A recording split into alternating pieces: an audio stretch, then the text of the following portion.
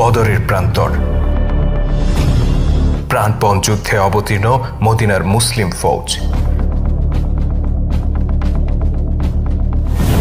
প্রতিপক্ষ মক্কার কোরাইশ কাফের বাহিনী। একদিকে রসুল পাক সাল্লাল্লাহু আলাইহি সাল্লামের নেতৃত্বে ৩১৩ জন মর্দে মুজাহিদ, অন্যদিকে আবু জাহেলের নেতৃত্বে ৩ গুণ শক্তিশালী কাফের বাহিনী।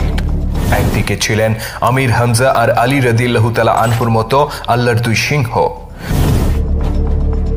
ছিলেন ওমর ইবনুল খাত্তাব রাদিয়াল্লাহু তাআলা আনহু আর সাদ বিন আবু ওয়াক্কাসের মতো মৃত্যু ভয়হীন এক একজন যোদ্ধা। অন্যদিকে ছিল আবু জাহেল, উতবা ইবনে রাবিয়া, উমাইয়া ইবনে খালফের মতো অহংকারী কুরাইশ নেতা আর তাদের অগণিত অনুসারী।